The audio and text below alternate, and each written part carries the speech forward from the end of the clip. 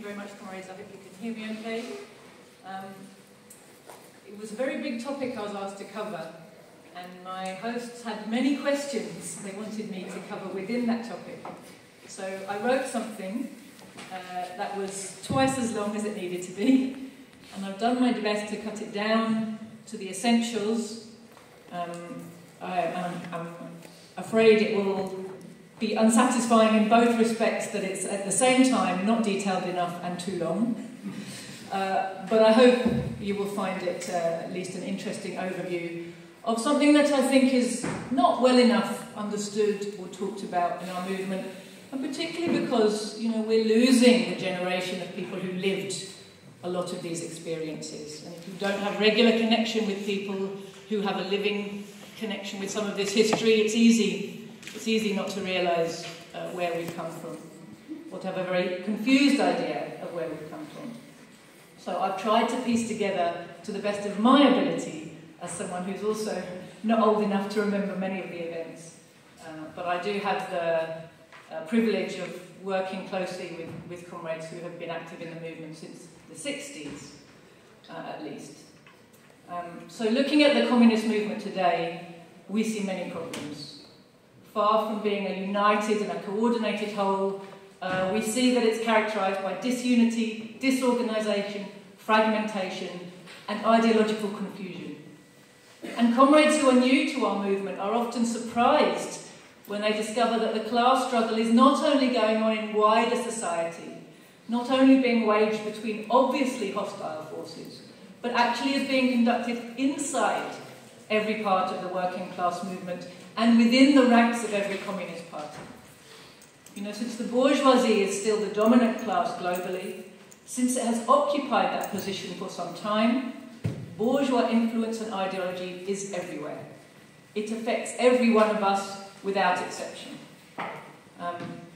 And just briefly to remind everybody, our best protection against the harm of bourgeois ideas in our movement is to be found in regular and dedicated study of Marxism. And that's both individually and collectively. You know, collective study is very important, as well as your individual study. But daily study is also important, even if it's just a small amount every day.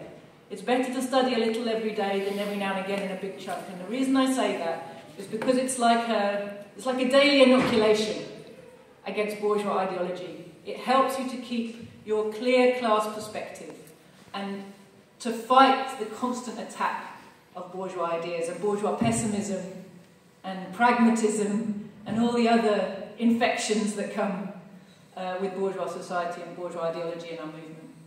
So, you know, there have been several moments in the history of our movement when the evidence of a fierce class struggle and of the capture of large sections of our movement's leadership have become very evident.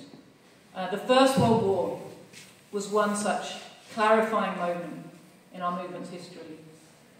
You know, many promises had been made before the war broke out by the leaders of the socialist movement across the world, and particularly, of course, it was based in Europe at that time. The overwhelming majority of the supposedly Marxist leaders, as soon as the war broke out, they sided with their own imperialist ruling classes. They ditched their former revolutionary stances. The most important exception to this pattern of betrayal by European socialist parties in 1914 was, of course, the Bolsheviks, headed by Lenin in Russia. And it was in the wake of this betrayal, and in the wake of the Bolsheviks' success, that our modern communist movement was founded. Out of the confusion and the treachery of 1914, there rose, like a phoenix from the ashes, the Third International, headed by the outstanding Marxist-Leninist leadership of the CPSUB in 1919. And the basis for this regrouping had been laid by the Bolsheviks and other members of what was known as the Zimmerwald left. That part of the socialist movement which had held true to its principles throughout the course of the First World War. So Zimmerwald left came from a conference held in Zimmerwald, Switzerland in 1915. And the subsequent development of Zimmerwald has a lot of resonance for where we are today. You know, this conference brought together all those who were dismayed to find the turn towards militarism and imperialism by the leaders of most of their parties, in total contradiction to resolutions they'd all signed up to at a Congress in Basel, also in Switzerland, just 2 years earlier. So the course of the war saw the firm incorporation of the right wing of the socialist movement into the bourgeois state apparatuses of Europe. Social democracy emerged as a fully fledged instrument of bourgeois influence in the working class movement. And social democratic leaders became government ministers, their parliamentarians voted for war credits, and in every way they supported and even recruited for the war effort. And those who attended the Zimmerwald conference, the first one, revealed themselves to have three tendencies. So we had on one side a consistently revolutionary section that was headed by Lenin, which stuck firmly and consistently to the line that had previously been agreed on. In Basel, all the socialist parties had actually committed themselves that in the case of the outbreak of a war, they would work to mobilise the workers actively to oppose it, actively to oppose. And they would try to transform a war between imperialist powers in which workers were sent to slaughter fellow workers in the interests of finance capital. They would seek to transform such a war into a civil war, into a revolutionary uprising, where the workers turn their guns on their own ruling classes and make a revolutionary war for socialism. That was the commitment made by the socialist parties of Europe in 1912. So in Zimmerwald, all of those who were shocked to see the betrayal of these principles by the leaderships came together. And the Zimmerwald left, the firmly revolutionary section was headed by Lenin. But on the other side, there was a Zimmerwald right. They officially supported the old anti-war line, but they were afraid, fearfully afraid, to be seen as splitting the movement. They wanted conciliation with the open social chauvinists. They hoped that when the nasty war was over, they would be able to get back and reunite the movement. Yes? Objectively, this line was a line of capitulation to the bourgeoisie and to the bourgeois-aligned opportunists. And Lenin wrote extensively about the need to expose, rather than cover over, these important differences. Because these are actually the lines of the class war. And the conciliators were trying to hide and bury the lines of the class war. And the only people to suffer from that, of course, will be the workers. Lenin talked about the need to break cleanly, rather than try to mend what was no longer actually whole. And then between these two, between the Zimmerwald right and the Zimmerwald left, there was a centrist position, which tried to bring the two sides together. Again, reconciliation. But objectively, this section also acted like the petty bourgeois vacillators in the class struggle, unwilling, unable to take a firm position, afraid to speak out against former friends and comrades, hoping against hope that they'll find a way to square this circle with the minimum of unpleasantness. Yes? History has given us all the proof we need of which position was correct. The success of Lenin and the Bolsheviks in the October Revolution was based in their firm adherence to the right line, their willingness to speak uncomfortable truths in order to educate the workers and guide the movement. No doubt, many at the time considered Lenin to be harsh, abrupt, bad-mannered, sectarian. No doubt many of them asked themselves and told each other, who is this upstart Russian? Why does he think he can lecture us, the German socialists, the leaders, the vanguard of the movement, about Marxism, about the correct strategy and tactics for making proletarian? Who does this guy think he is? Yes? Sound familiar? And history, of course, we know.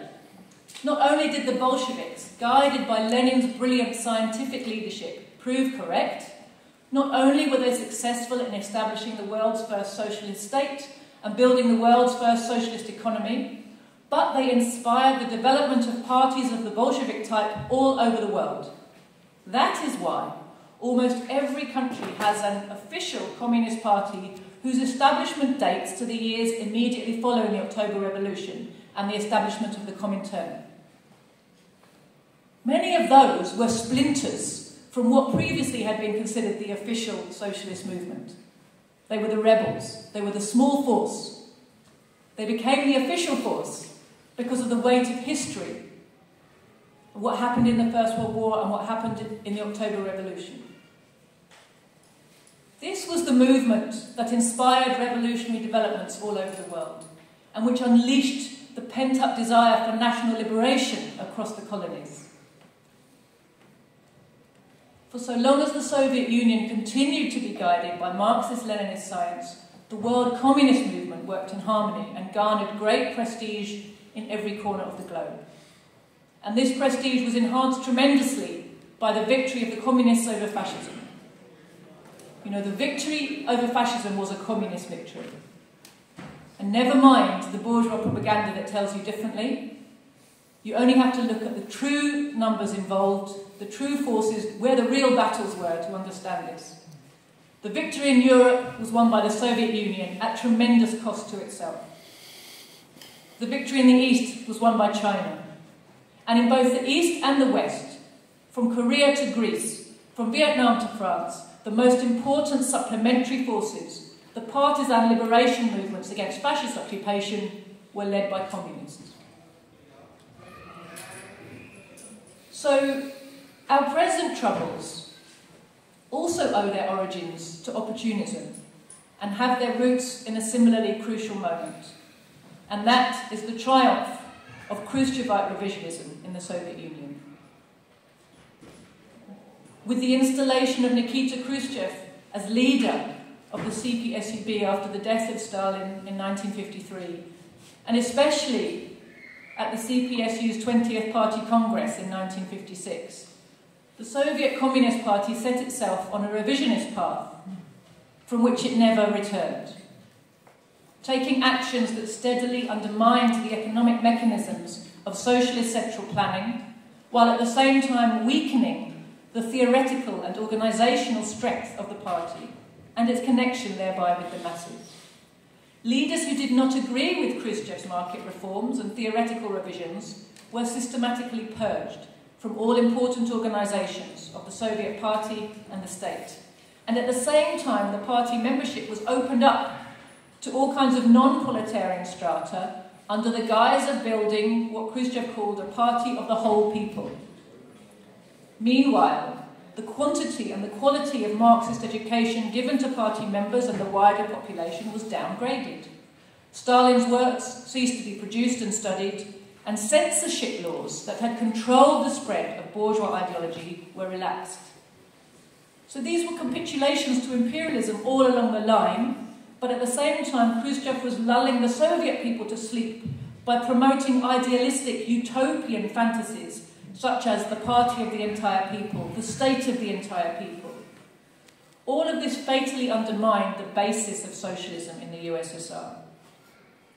And in the international sphere, Khrushchevite clique did tremendous damage to the unity and the prestige of the world communist movement by promoting such anti-Marxist concepts as a peaceful transition to socialism, peaceful competition and peaceful coexistence with between socialist and imperialist states.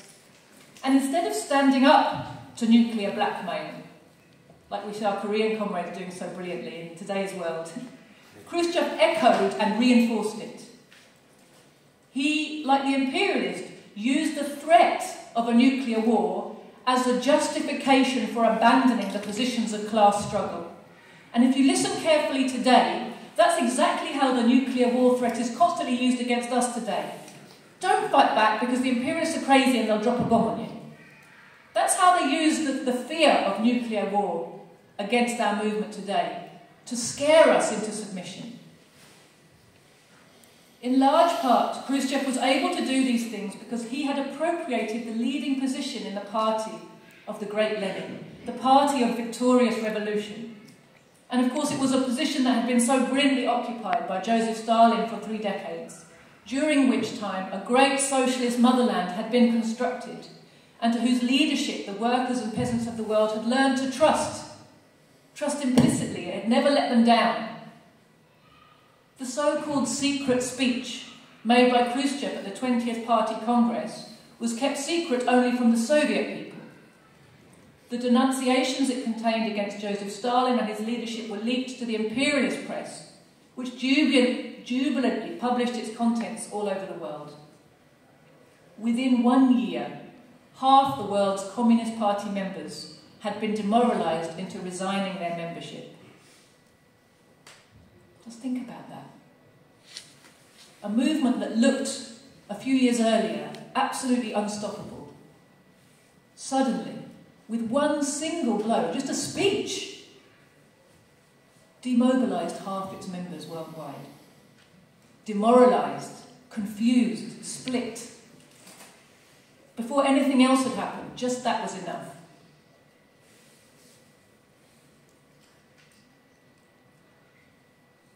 Meanwhile, even if they did not accept every slander against Stalin and his leadership at face value, and let us remember now, comrades, that the research into the archives by our friend in America, Professor Grover Furr, has found the evidence that every single one of the assertions in Khrushchev's speech was a lie. And I spoke to him about when he did this research, and he said to me, you know, it's a bit embarrassing, because if I could have found one or two things that were true, my research would look more balanced. Now they say I'm just a propagandist. But he said, I can only tell you what I found. He was surprised. I wasn't surprised. He was surprised. He went with an open mind to find the information to back up, true or false, each assertion. Every single one a lie. So meanwhile, even if they didn't accept every slander against Stalin and his leadership at face value, and of course many communists around the world thought, this doesn't look right to me, the trust of leading communists around the world in the Soviet leadership, combined with their lack of detailed knowledge about what was happening inside the USSR, left many parties unable to recognise or resist Khrushchevite revisionism. Even the Communist Party of China, in the immediate aftermath of the publication of that speech, issued articles endorsing Khrushchev's analysis and condemning what it called Stalin's mistakes and abuses. Among other things, the Chinese party agreed with Khrushchev in condemning Stalin's emphasis of the truth that the class struggle not only continues but intensifies after the revolution. And of course, this was an absolutely correct assertion by Stalin. Some parties, especially in the imperialist countries, of course, were quiet for other reasons. You know, in the West, the Western parties, it was quite welcome to them, the Soviet turn away from class struggle. It chimed very well with the class collaborationist line in which many of them were already engaging in the post-war conditions in the imperialist countries, where the construction of welfare states, the provision of a hefty social bribe even to the poorest workers, meant that social democracy was becoming very dominant, and the communists fully collaborated in this process. In my own country, we have a dubious honour of having produced a book called The British Road to Socialism, a new programme for the Communist Party in Britain. It was produced in 1951. Stalin was still alive. It's 5 years before Khrushchev's secret speech. That said, this programme said revolution was no longer necessary in the special conditions in Britain. Britain, mark you. Just think about that for a minute. Revolution was no longer necessary. The British working class would be able to achieve socialism gradually through bourgeois parliamentary means and through an alliance with the imperialist Labour Party. I mean, that first version of the British Road to Socialism had many correct criticisms of the dominant faction of the Labour Party, yet still it placed its hopes on alliance with what it called the mass membership of the Labour Party and some kind of combined action and parliamentary means. And it's a very confused document, but each time they've republished the British Road to Socialism, it gets more and more reformist and more illusions in the Labour Party. And it's become totally embedded into the culture of that party, that the Labour Party is somehow to be used as a vehicle for achieving socialism. A party which has been, since 1900, when it was born, totally loyal and subservient to British imperialism.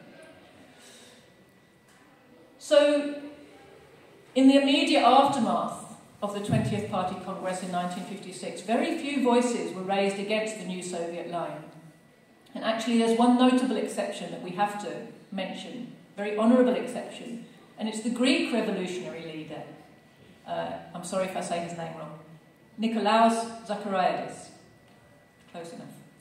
Although exiled to the USSR after the defeat of the Greek Revolution and wholly dependent, think about this bravery as well, wholly dependent on Soviet hospitality, Zachariadis nevertheless bravely and repeatedly spoke out against the revisionist line now being taken by the CPSU.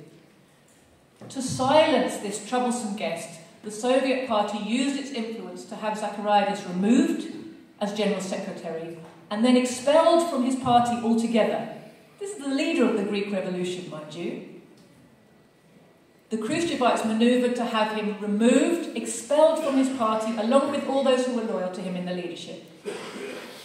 And they replaced that leadership with a new leadership that was loyal to Khrushchev and his revisionist line. And this, of course, has been to the lasting detriment of the Greek working class movement. I hope I'm not speaking wrong there. Despite their initial acceptance, however, it gradually became clear to many revolutionaries around the world that they had been duped. And as this happened, the Khrushchevites used their power to force changes in the leadership of other parties that refused to follow blindly in their wake. And then, of course, in 1960, Khrushchev abruptly withdrew the thousands of Soviet technical experts who had been helping to construct Chinese industry and organise Chinese central planning. And the revolutionary wing of the Communist Party of China became aware of the great danger that threatened not only the Soviet revolution, but also their own. A terrible betrayal of socialism in the world.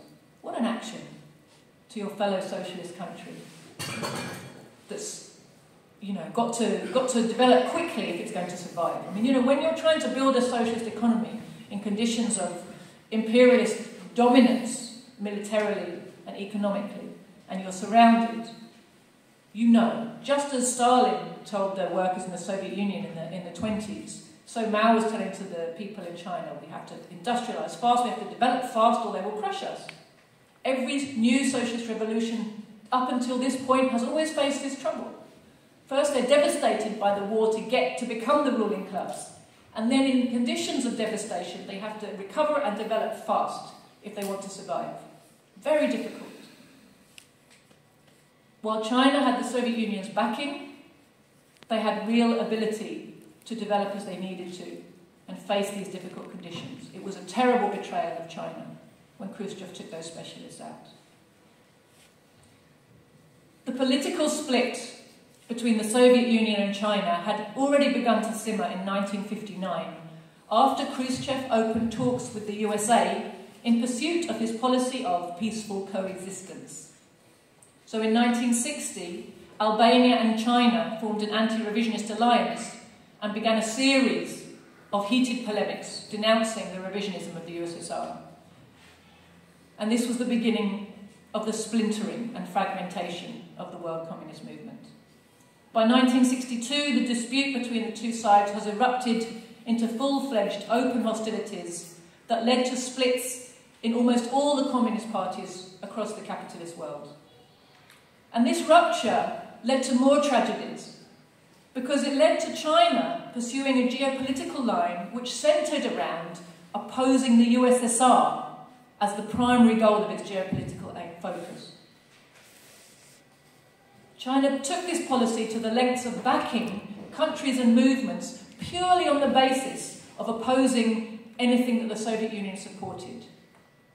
And I can't go into details here, but there's tragic consequences to that focus and that line. Mao had characterised the Soviet Union at this point as the main enemy, and even labelled the Soviet Union as social imperialist after the Warsaw Pact had suppressed the counter-revolution in Czechoslovakia in 1968. Now, an honourable mention here must also be made of the position of People's Korea and its leader, Comrade Kim Il-sung, because again, it's a very difficult period. Young Korea, totally devastated by decades of revolutionary war, war against occupation, Second World War, war against fascism, and then the war that was forced on it by the imperialists, the USA in particular, under the UN flag. But we know 14 countries led by the USA invaded and devastated the young Korean Republic. Millions of people killed, the country devastated and laid waste. Again, Korea is trying to recover, trying to rebuild. Korea needs its relationships with China and with Russia to survive in this period. Horrifically weakened by this barbaric war of aggression. Yet despite the difficulties and the dangers to Korea of any damage to these vital relationships, President Kim Il-sung was very principled and disciplined in his approach and navigated with great skill through very turbulent waters. So while never giving up his country's adherence to Marxist science and to a planned economy, while agreeing with Chairman Mao in criticising the revisionist positions of the USSR and thus placing Korea, you would say, on the Chinese side of a theoretical divide, Kim Il-sung was not afraid also to criticise what he described as dogmatism in the Chinese position and approach. He refused to allow Korea to be sucked into this ever more damaging spiral of enmity. He further developed the Korean doctrine of juche, self-reliance, for the Korean Revolution. And while patiently overcoming difficulties in Korea's relationships with both the Soviet Union and the People's Republic of China, the DPRK continued to maintain respectful connections with both and refused to let the policy of either determine the fate of the Korean Revolution or set the parameters for the development of Korean socialism. And we can be very glad of the legacy that's left behind in the world today.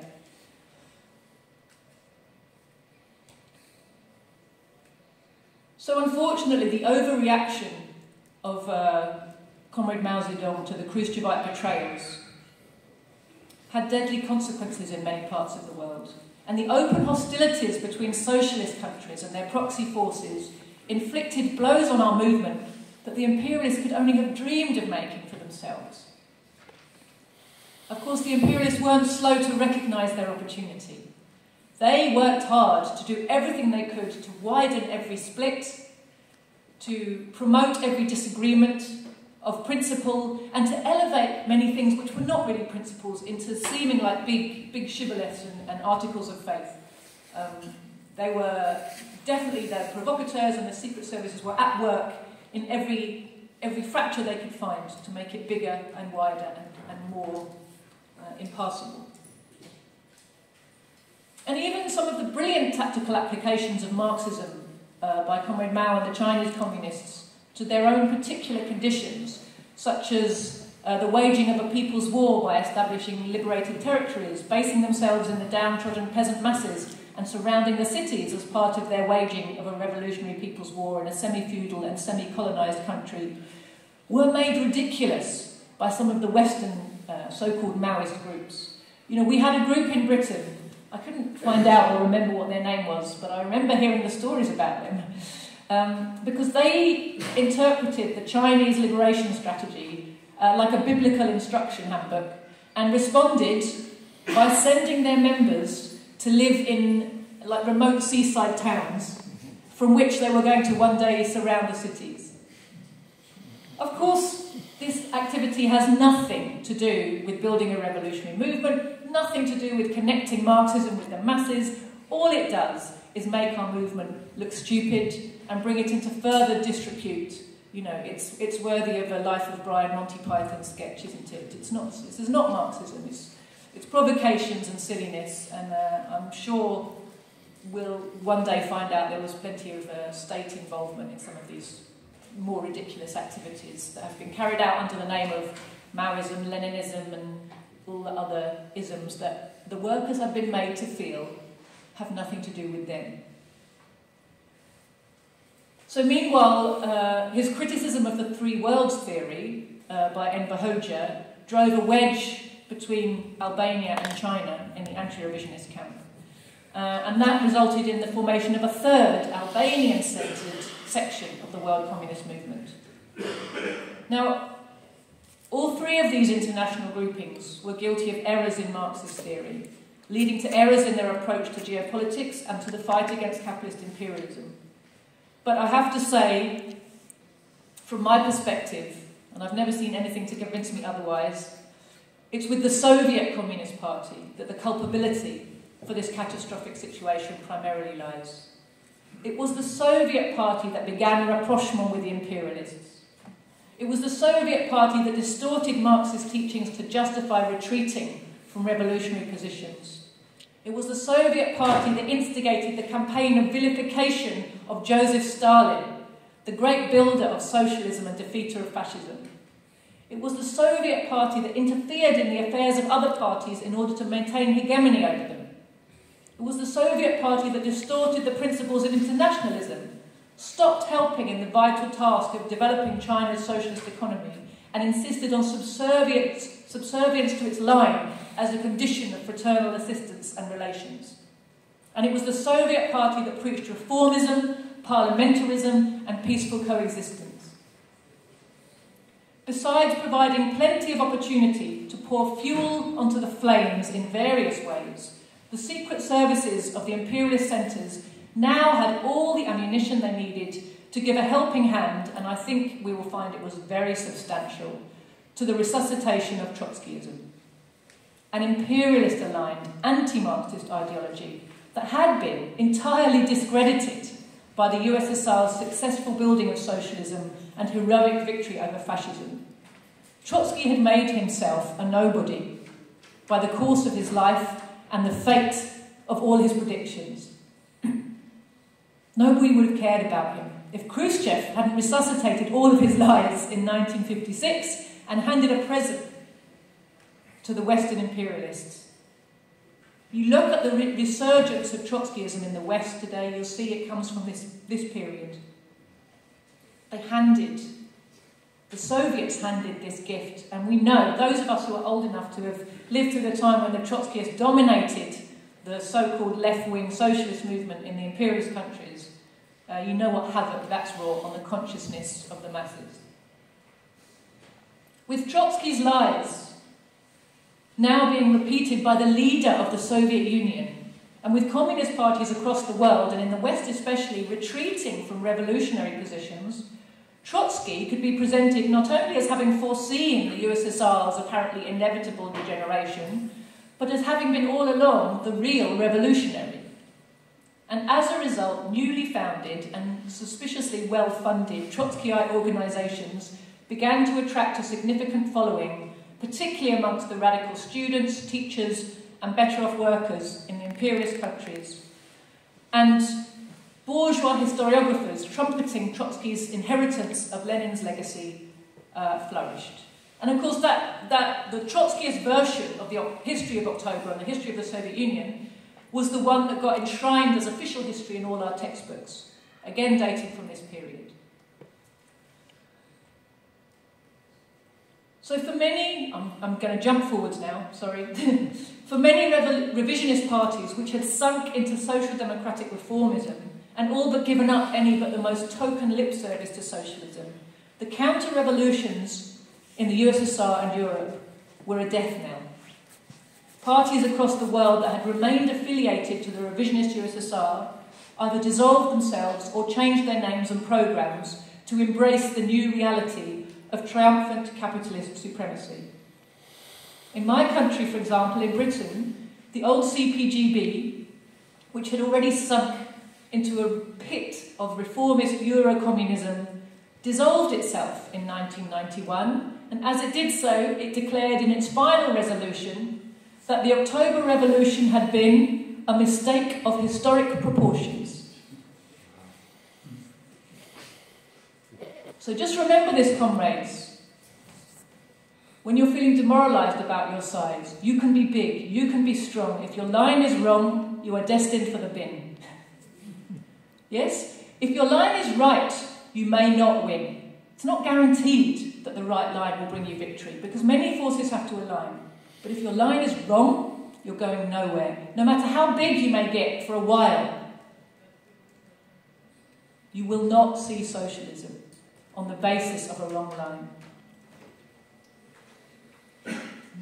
So the result of 70 years of division and theoretical confusion in our movement that had been initiated by the Khrushchevites in the 50s has been the steady decay of revolutionary influence amongst the masses. Mass parties in many countries adopted increasingly reformist lines and were thus in no position to stand up to bourgeois triumphalism in the 1990s. Many parties that had retained the name communist, such as the parties in Italy and France, still huge at that point, but they had long ago lost any connection to revolutionary class struggle.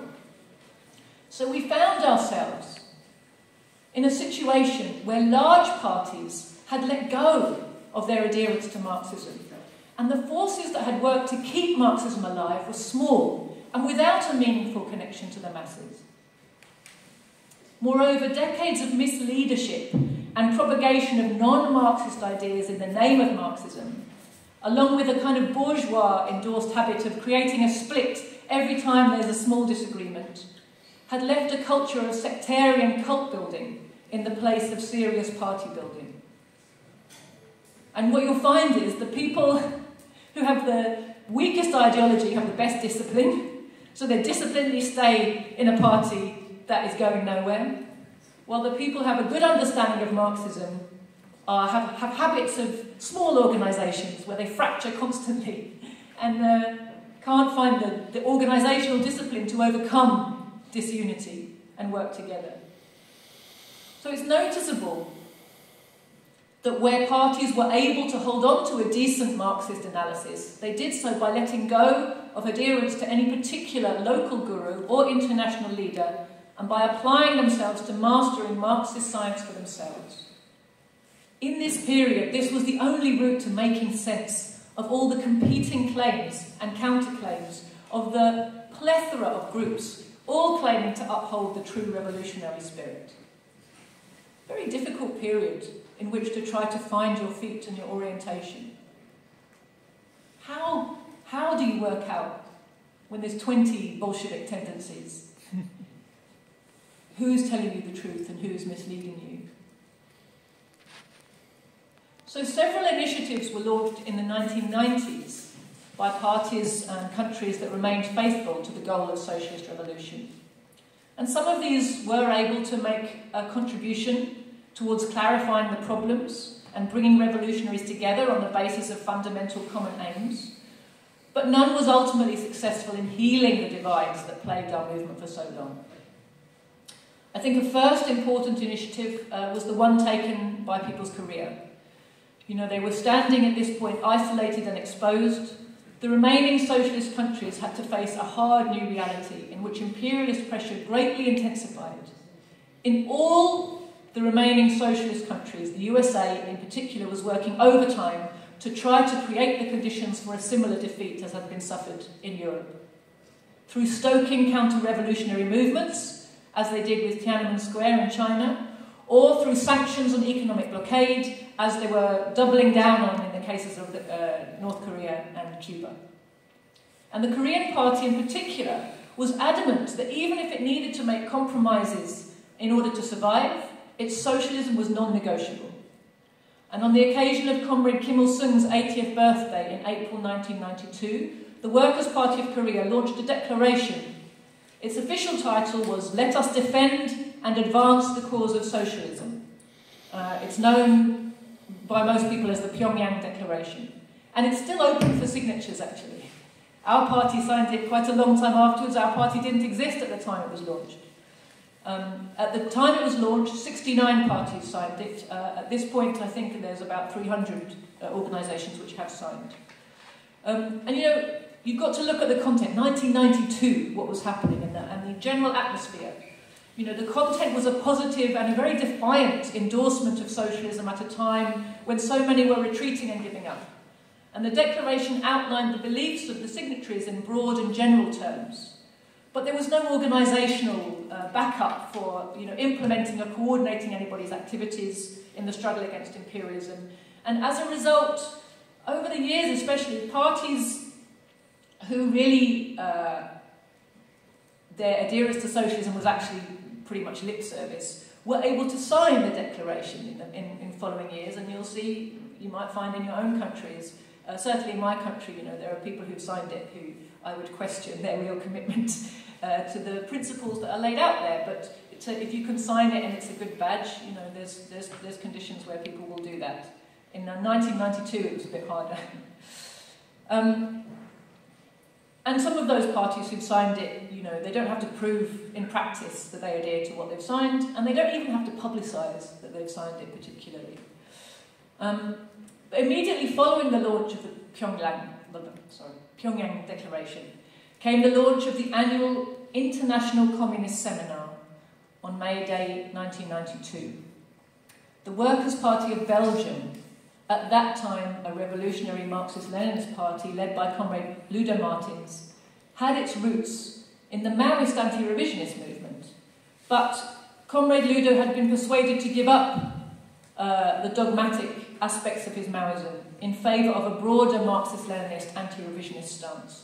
And Ludo and the PTB took the initiative of bringing together as many parties as possible from around the world, including from the territory of the former Soviet Union, in the hope of finding a path to agreement about what had caused the collapse of Soviet socialism, what the revolutionary movement needed now to do to learn and regroup and reunify. And Ludo specifically proposed trying to find a basis for the reunification of the four main tendencies then inhabiting the Marxist-Leninist movement. So there was pro-Soviet tendency, pro-Chinese, pro-Albanian and pro-Cuban were the kind of main groupings that you would find then. And some of the prominent theoreticians besides Ludo attending the May Day seminars in Brussels at that time included Joti Brar from Britain, Tamila Yabrova from Ukraine, and Nina Andreeva from Russia. You may well have heard of some or all of those. And it was greatly to the credit of Comrade Ludo and the PTB that they made contact with so many currents within the former Soviet Union that were themselves struggling to come to terms with what had happened in their country and who continued to uphold the banner of Marxism. Unfortunately, there was no party or individual with the prestige to bring together the various warring factions and establish a common line.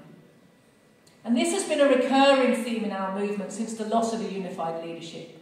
You know, these divisions abound, and the impetus to overcome them has never yet been strong enough to create meaningful unity of action across international borders, or to unify separate groupings within each country in the way that Lenin and the Comintern were able to do after the October Revolution. And the truth is that this is likely to continue to be the case until a new socialist revolution is successful. A socialist revolution that's led by a party guided by scientific socialism, which can restore the prestige of Marxist science in practice, inspiring the masses of the world and earning the right to be seriously listened to by Marxists and revolutionaries around the world. I know from the history of our movement in Britain how difficult it was to bring together the different parties that existed, and how it was really the instrumental prestige of the Bolsheviks and the Comintern and their unity in admiring Lenin that enabled, you know, factions that previously could not work together to come together to form the CPGB in Britain in 1920. Some of the major works aimed at reasserting a Marxist line during this period, important books that are worth reading for everybody, include Ludo Martin's book Another View of Stalin, and some of Joti Brar's books, Perestroika, The Complete Collapse of Revisionism, which to my mind is still the best. I mean, I only read English, so I might be missing something very fantastic. But in English, to my mind, Joti Brar's book Perestroika is the best that you'll find in explaining the roots of what happened in the Soviet Union, economic in particular. He also wrote a book, Trotskyism or Leninism, Social Democracy, The Enemy Within, and his book on imperialism, I think, was Imperialism by Joti Brar was translated into German. I think in the 90s or maybe the 2000s, he did many book tours in Germany. There were members of the KPD and the DKP, who organised book tours for him because they felt that work was very useful. So at least that one exists in German. In 1998, the Greek Communist Party, the KKE, which had gone along with Gorbachev's catastrophic anti-socialist policies of glasnost and perestroika in the 1980s, began a process of piecing together some type of communist international. These gatherings were named after similar events that had been hosted in the Soviet Union during the period of the development of the Sino-Soviet split through the 60s, basically. They've grown now and are portrayed by many of their participants as representing the official communist movement. But many problems were baked into the cake, as we say in Britain, right from the beginning of this refoundation, as is seen. The first was that the main organising party, the KKE, had really never fully settled accounts with its revisionist past. So some of its statements about the collapse of the USSR, in particular some theses that were passed at its 2009 Party Congress, appeared to indicate a willingness to come to terms with revisionism and reverse course. But this never seems to have been reflected by a change in its organising practices. You know, in bringing back together the international movement of communist and workers' parties, international meetings, sorry, of communist and workers' parties, they really picked up where the old revisionist grouping had left off. The core of these meetings was heavily skewed from the start towards those parties that had been aligned to the revisionist Soviet Union, all of which had long ago abandoned Leninist revolutionary politics in order to remain aligned with Khrushchev and Khrushchev's successors, and none of which any longer represented the revolutionary vanguard of the masses. Most of these parties have still failed to make any meaningful evaluation of the collapse of the USSR or the opportunist course taken by themselves. The best you'll get is vague references to mistakes and a discreet silence. There's nothing to be learned from this. This is not the basis of progress for our movement. You can't get an attitude that's further from the Leninist revolutionary practice of assessing and learning from mistakes, of explaining them clearly to the masses and adjusting our activities accordingly. So just as the CPSU had been a dominating influence in the post-war gatherings it hosted, so we find that the KKE has dominated the agenda, the discussion, the participants and the outcomes of the work undertaken by the International Meeting of Communist and Workers' Parties, which is known to many by the name of its website, SolidNet. The KKE has likewise come to dominate other international organisations that also had been previously run from Moscow and which it has taken responsibility for rejuvenating. So these include the World Federation of Trade Unions, the World Federation of Democratic Youth and the World Peace Council. You know, many parties felt a gratitude to the leadership in Athens for picking up the threads of this work. But time has shown that in all these organisations that have been rekindled, they've been run on the basis of having politics that are acceptable to the KKE, or being willing to go along with just being a kind of militant faction in the corner. It's like the left wing of the Labour Party. They're just there to show it's allowed, but not to influence anything. Leaders of all these supposedly international organisations are invariably protégés or personal connections of the leadership or officials of the KKE, owing gratitude and loyalty to that party, to its leaders. And over the years, you know, my party's in an interesting position. Over the years, many friendly organisations to us have tried to persuade us that we need to be in SolidNet and add our weight to the kind of revolutionary wing. We first applied to join in the early period after our party's formation, and since then we were rejected. We have reapplied many times, but we're consistently kept out. Our contacts are not even replied to. Presumably, our politics are not acceptable to SolidNet's gatekeepers. Nobody's told us. The door is closed. Great efforts have even been made to keep our young comrades out of supposedly broad events like the World Festivals of Democratic Youth. I mean, we've had to find all sorts of ingenious ways to turn up at these events when we're excluded from the British Organising Committee and the British delegation officially. At the time of our first application to SolidNet in 2008, the International Department of the KKE asked the revisionist CPB, Communist Party of Britain, to report to them on our party's suitability. Interesting approach, you would think, right? So the resulting assessment, which is very bizarrely commissioned from a group that must be our political enemies, right? If we weren't political enemies, why would we be separate organisations in the same country? This is a communist principle, right? You don't set up parties for fun. You have to have good, solid political reasons, and not small ones either. So, obviously, it's a kind of weird approach to take. Of course, they're going to say we're not suitable. But anyway, what they wrote was basically just a fabrication of lies and slanders and distortions of all kinds. It was immediately leaked to us by someone who saw it and was friendly, and we published it. We published it, and we published our refutation and answer to the various nonsense that were in it. We never had any direct contact from the KKE at this or any other time on the topic of what was in what they said or what we said or anything else or any of our approaches.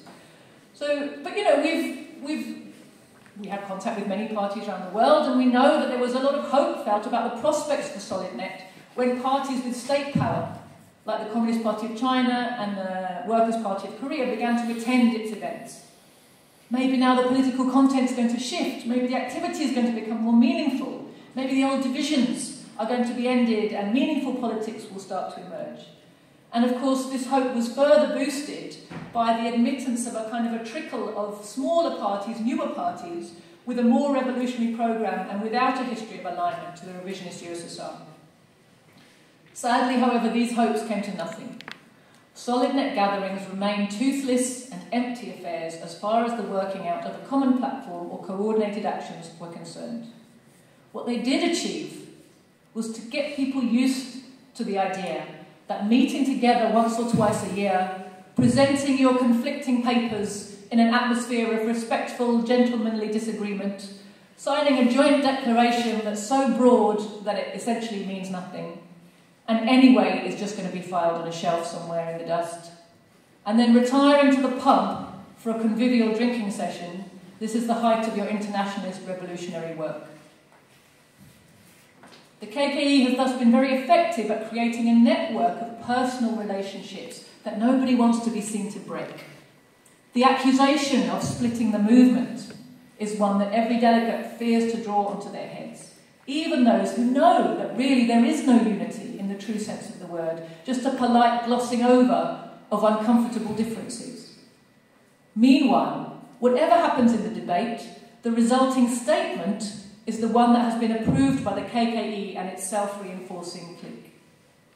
Far from becoming a conduit for revolutionary ideas to spread to the opportunist wing of our movement, far from preparing an organisation that's ready to rise to the challenges of the next revolutionary upsurge, SolidNet has been far more effective at calming the ardour of those forces which entered it in the hope of combating opportunism. In becoming accustomed to the norms of a bourgeois academic conference, which is essentially what they're really running, many sincere comrades have come under the influence of these personal connections and by the time scales built into this activity, in which nothing ever seemed to change and the overall balance of class forces seemed to be permanently and kind of permanently stacked against us. But you know, such activity and such a view of time have nothing at all in common with the rapidly changing needs of the situation in which we now find ourselves. It's no surprise that the escalation of the war in Ukraine brought the deep fractures and inadequacies of our movement to the forefront and our differences into the cold light of day. The war and our movement's assessment of and response to it is the primary political question of our time.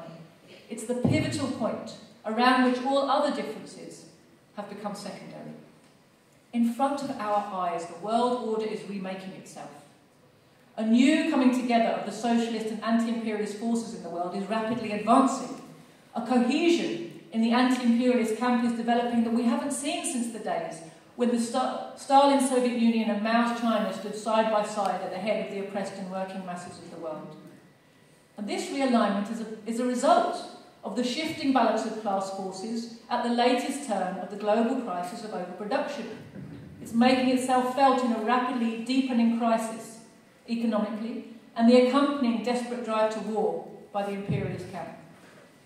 In this situation, two events occurred that revealed that the days of SolidNet are numbered, that it remains constitutionally incapable of rising to the challenge of the new era, and that it will never be a vehicle for uniting communists across borders and helping them take their place at the front and the centre of this rising anti-imperialist bloc.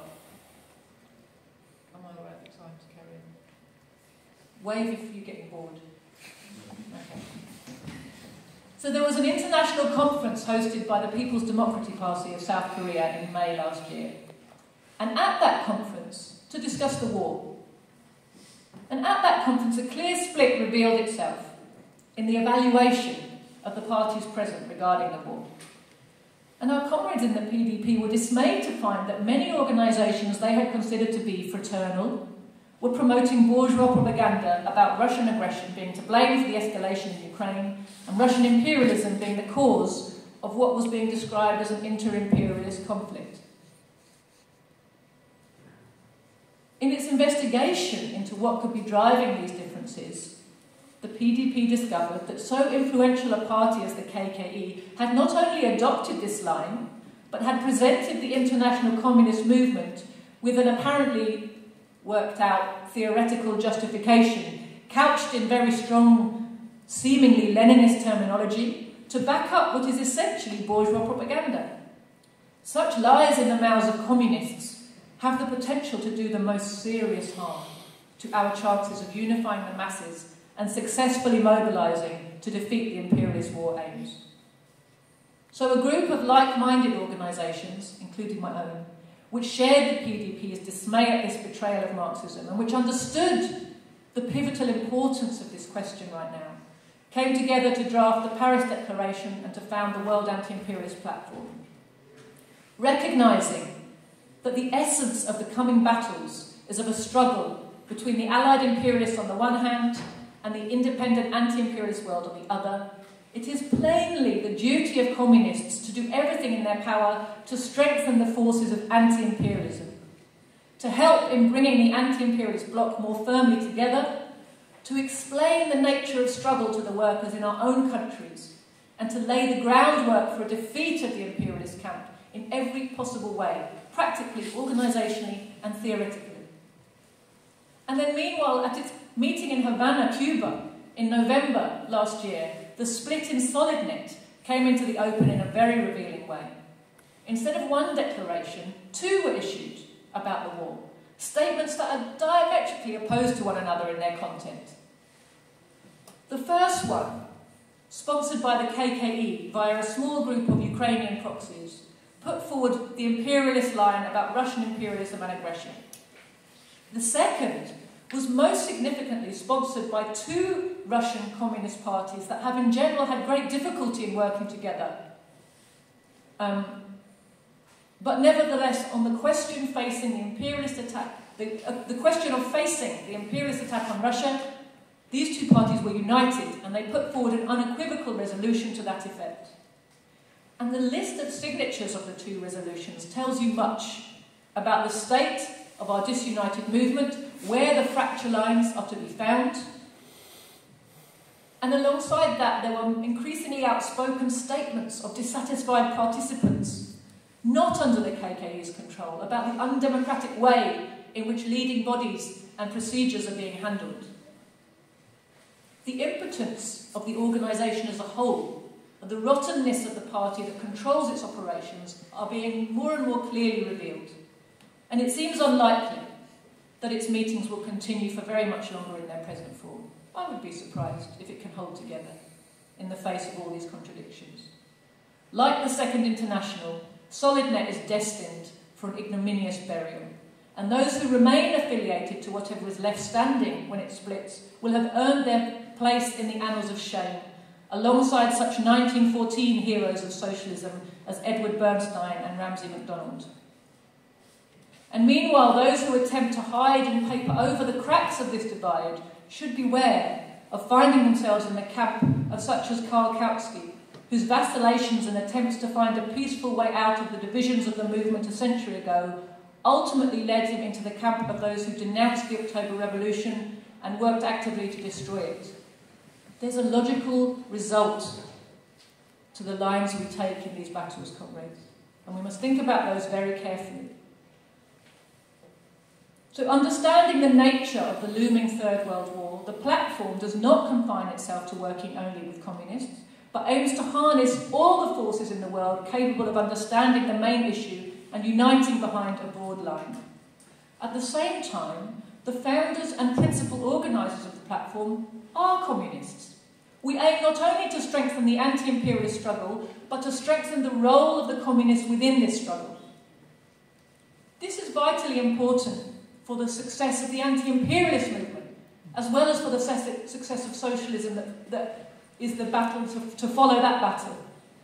We are working hard to bring our analysis to Marxists and anti-imperialists everywhere and to persuade them to join us in this, the single most important endeavour of our era.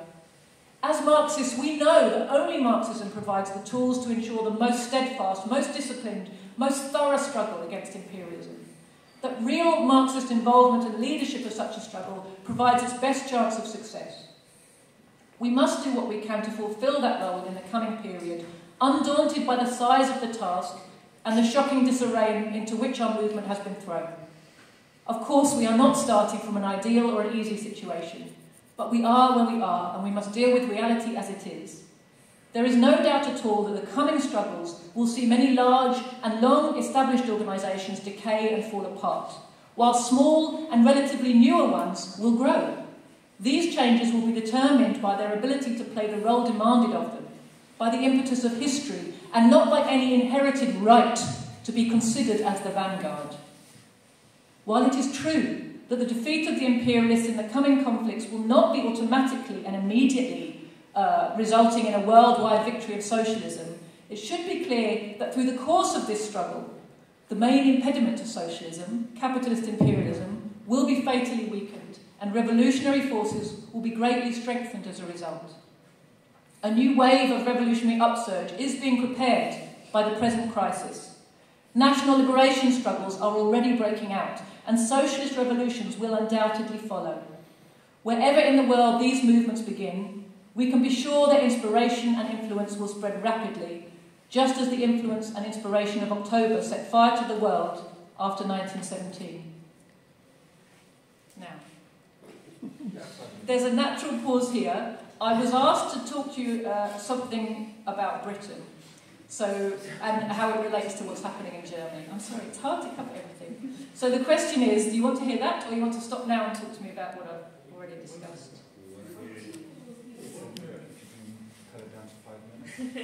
I'll start talking and you tell me when to shut up. Deal. So as with you here in Germany, our country is ruled by an established imperialist class whose subordinate position to US imperialism does not at all mean that it has ceased to be a power in its own right.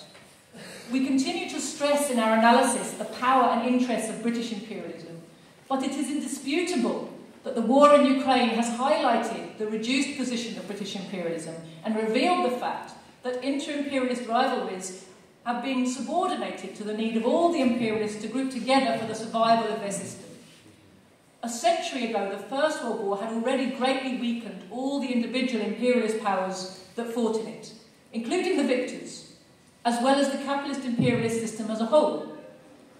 Partly this was because of the scale of destruction and devastation, but particularly it was because the First World War unleashed the power of the October Revolution.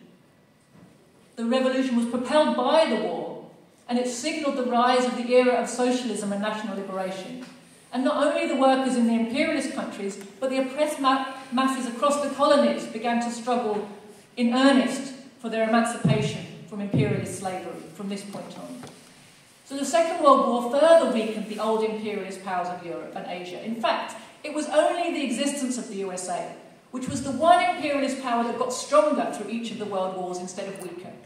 It's only the existence of the USA that stopped the further spread of communist revolution across Europe and Asia after 1945.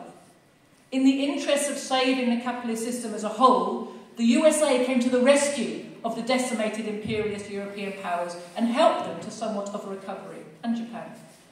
But while German, French and British finance capital were assisted in maintaining a seat at the imperialist table, they were facilitated in continuing to loot the oppressed peoples and to buy social peace at home with their welfare programs.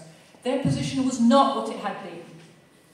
The USA was able to establish a system via Bretton Woods, the IMF, the World Bank, NATO, the European Economic Community, in which none of the subordinated imperialist powers have been able to rise to dominance again.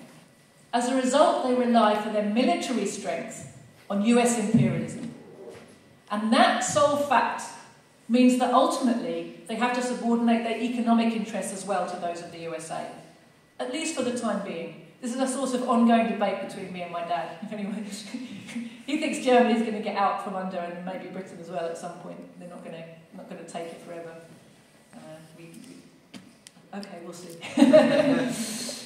This has never been clearer than in the recent months of Russia's special military operation, when the European countries were called upon to sacrifice their independent economic interests in the interests of the greater good of destroying Russia. No doubt, if Russia had been quickly defeated and dismantled as planned, if we'd had a Yugoslavia type, couple of months of blitzkrieg followed by, unrestrained looting, the imperialists would have been satisfied that the short-term pain was worth the long-term gain. But since the Russian economy refused to buckle under the sanctions blitzkrieg, since the Russian government remained in place despite all the attempts to stir up regime change, both the economic and the military wars being waged through the proxy conflict in Ukraine are backfiring on the aggressors. And there's another 5 now. I like this elastic approach to time. It's good. Bonus. It's not wrong. It's not wrong to point out to workers in Western Europe that they are being asked to sacrifice their access to cheap and reliable power sources, fertilisers, etc. That their inflation is being stoked, not caused, but stoked, and their industry is further degraded, in the interests of an alien class. It's perfectly correct to take notice of this and use it to our advantage. Use to our advantage the publicity that's created when our rulers are divided and fighting amongst themselves. Smaller scale capital in Europe. And of course, in this case, let's remember that smaller may still comprise some pretty huge multinationals. It's all relative. Is being asked to pay the price of trying to keep the profits flowing for the very biggest. Equally, there is a reason why all the European officials in the EU and NATO and so many government ministers of our countries are happy to go along with this programme. This is because in Germany, as in Britain, the biggest financiers understand that their only hope of surviving this crisis is on the coattails of US imperialist power, and so ultimately that is where their loyalty will lie. If millions of German and British workers lose their jobs or are otherwise plunged into poverty in the process, that matters little to them. They are equally indifferent to the plight of their fellow capitalists who are going to the wall. There is no honour among thieves. The capitalist system is characterised first and foremost by competition, and it is in the nature of the system that the biggest players will survive at the expense of the smaller, medium, and even what we would consider to be very big, just not big enough. In showing these truths to workers in our countries, our aim is not to recruit them to the cause of the capitalists who are threatened by US hegemony and wish to return to the days when they had the power to go it alone. In Britain, we call this camp the Little Englanders. In Europe, you can see them in the proponents of the EU army. Yes? Our job is to help workers see that not only are those days gone forever, but that workers have no interest in returning to them. We do not want to make Britain great again by returning to the days when the British Empire ruled the waves, but to help workers understand by their own experience that there is simply no way out of crisis and war except through socialist revolution. I'm nearly there. It's noticeable that the labour aristocracy in Western Europe, which is made up of privileged workers, petty bourgeois strata, professionals, NGO workers, as well as the highly paid and professionalised trade union leaderships, is totally tied to and dependent on imperialism for its privileged position in capitalist society. It's the most loyal section of the population when it comes to defending imperialist wars and imperialist interests. In Britain, we were recently treated, as you were here in Germany, to the disgusting spectacle of the Trade Union Congress voting for an imperialist-backed motion to stand with Ukraine, condemning Russian aggression more strongly even than most impeccable bourgeois politicians, and practically demanding an open-ended commitment to arms and other support for NATO's proxy Ukro-Nazi army. This serves to highlight the importance of continuing to study and act on all the lessons taught to us about opportunism by Lenin. Opportunism within the working class movement remains our most deadly enemy. It represents the influence of the bourgeoisie in our midst, our enemy within, and has been the cause of many catastrophic reverses for our movement and our class. Only those who have waged serious and relentless struggles against opportunism have been successful in carrying out socialist revolutions, and there is not a doubt that this will continue to hold us true in the future as it has in the past. Thank you for your patience.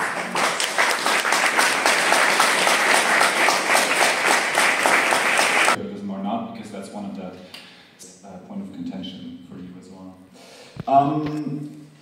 Maybe I will start with a first question, and then we'll open it up for questions, but also debate. You can also debate amongst each other. It doesn't have to be always focused on our guests lecturing, because we also want to further the discussion amongst ourselves, but also feel free to ask questions, of course, if you have them.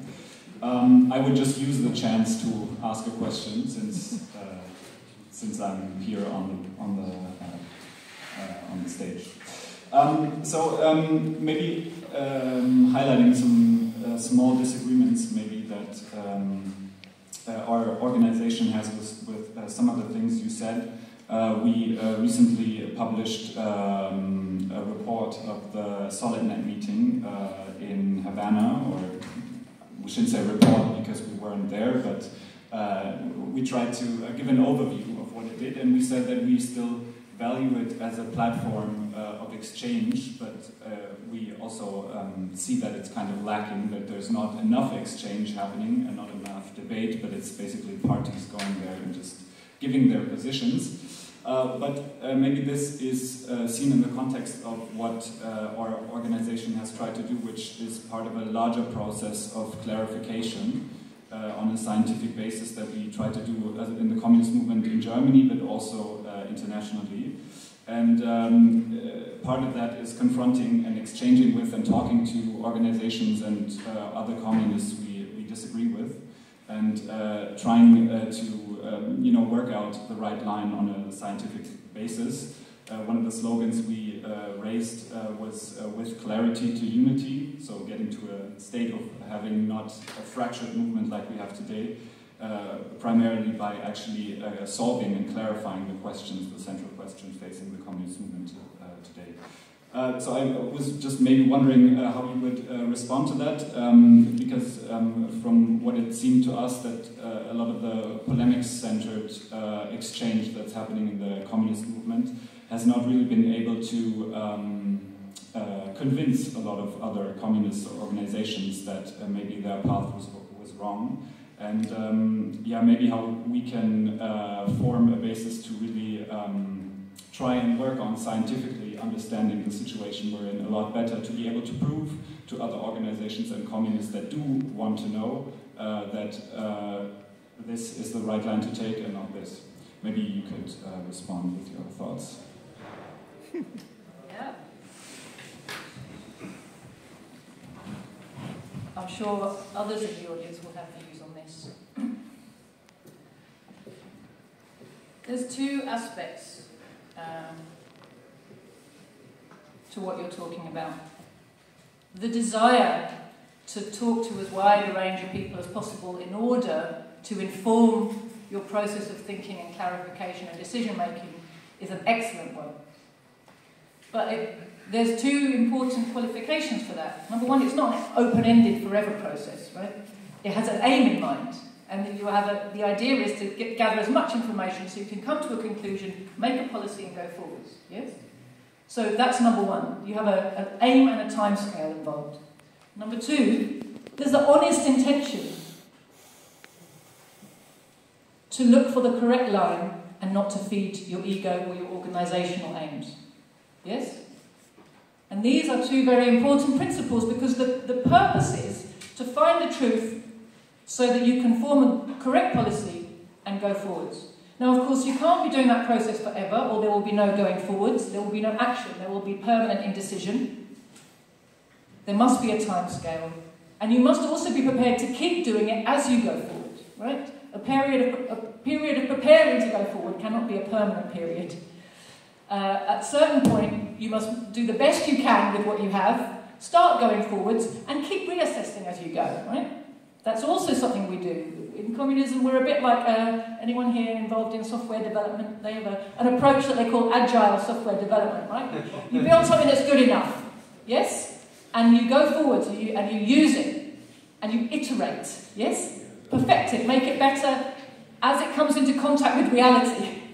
And things are exposed. You don't sit there and wait and build the perfect machine for 20 years and then press go, and a little bit of code that was in the middle that wasn't quite right makes the whole thing fall over. And you couldn't have really discovered that until you pressed go. Right? So we are iterative developers, if you like. We have to also work in practice, see how our ideas are holding up to the crucible of struggle. And, you know, class struggle is, unfortunately, there's not a formula. It is a science. It's based on deep theoretical, scientific understanding of the laws of the development of history, the laws of the development of capital. But there's no formula for how every single event is going to unfold in history. It's like we can understand the law of motion of matter, but at the same time, we can't predict the direction every quark is going to take. Right? There's a lot of... You have to learn to recognise that there are so many things interacting, that you have to learn to feel that there's also an art. And part of the art of revolution comes from experience combined with theoretical knowledge. You start to get a sense of how these movements fit together. So one has to be prepared to also just plunge in and start and move and see what happens. But with always an open mind, an honest mind, and a constantly developing mind, open to what's around you, open to new information, also constantly studying the classics, which keep our perspective firmly rooted in scientific realities. The problem with SolidNet is it has neither of these things. Just coming together and everybody saying, I'm a communist too, although we have completely opposite ideas of what that means. And we tell each other the things we think. And we go, yeah, well, you would say that, wouldn't you? And go home again. But we've made a personal, friendly connection.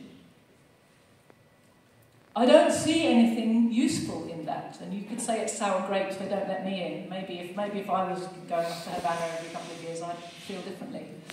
But genuinely, politically, when I look at that, I don't see in it anything that's useful to the development of our movement. Quite the reverse, and I've outlined my reasons for that. You know, I've given you a very broad outline.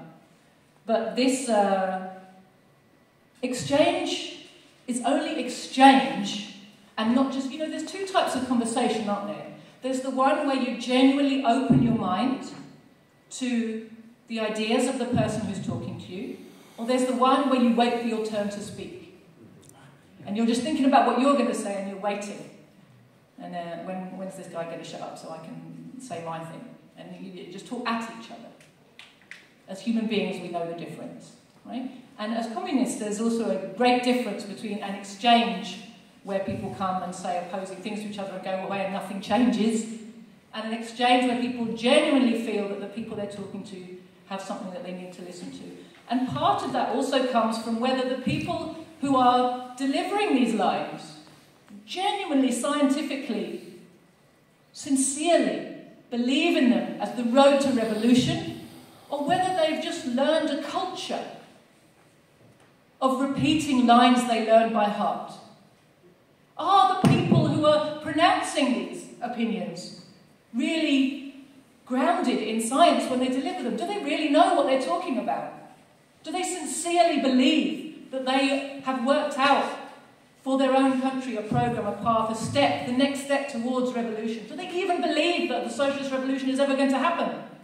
Because in my country, most of the people who call themselves socialist and communist, if you scratch at them a little bit, they don't believe there's going to be a socialist revolution in Britain. They certainly haven't worked out what's the next step they need to be taking. It's not guiding their work. They have a habit of activity, a culture of being, where they repeat phrases like a rote. But this is not revolution. And because someone says I'm a communist and spouts phrases that have the word Lenin or Marx or whatever in them, you have to also educate yourself so you're able to appraise for yourself critically the content, not only of the phrases and the words, but of the activity of the organisations that put forward the phrases and the words. How do the two match up? What's the result of their actions? What's their impact on the movement at home and abroad? You know, in reality, what is it that those actions tend towards in terms of class struggle?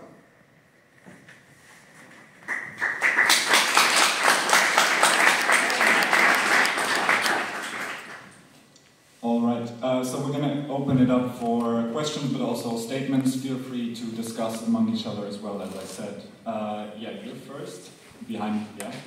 And, I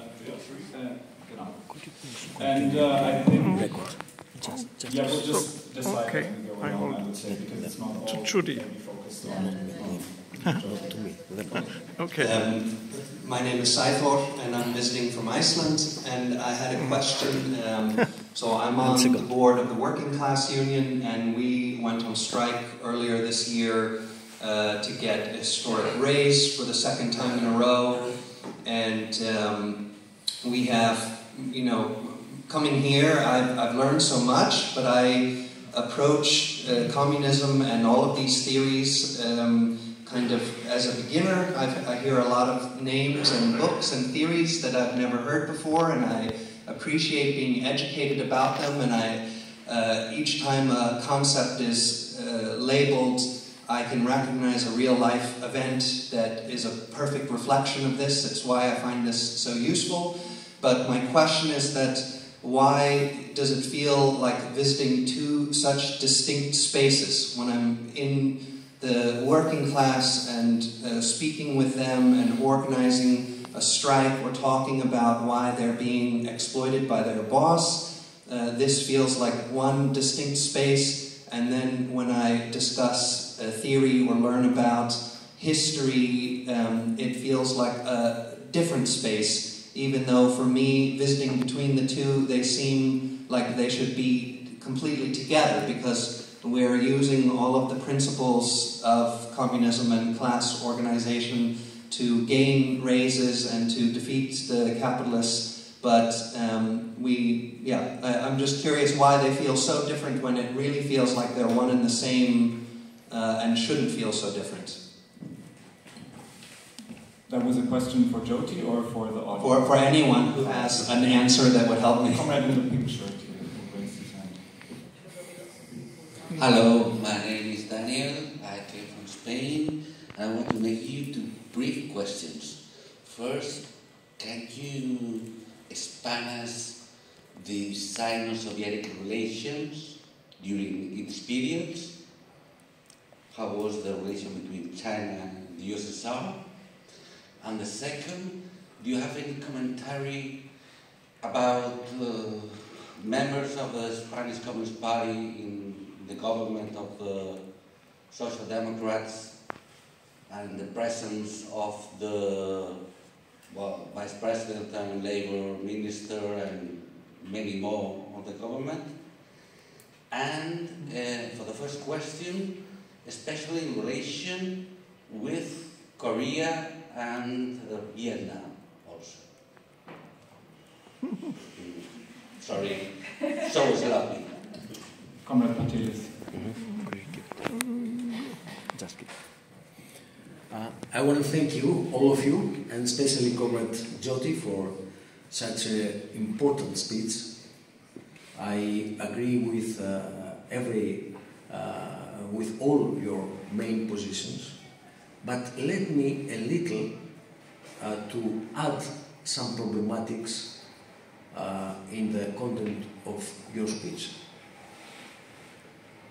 For example, if you try to find out the argumentation of the nowadays opportunistic leadership of Communist Party of Greece, you will find out such phrases as, for example, beginning from the 50s, after Stalin's death, we had the opportunistic shift in Soviet Union, in the Communist Party of Soviet Union, and all over the world.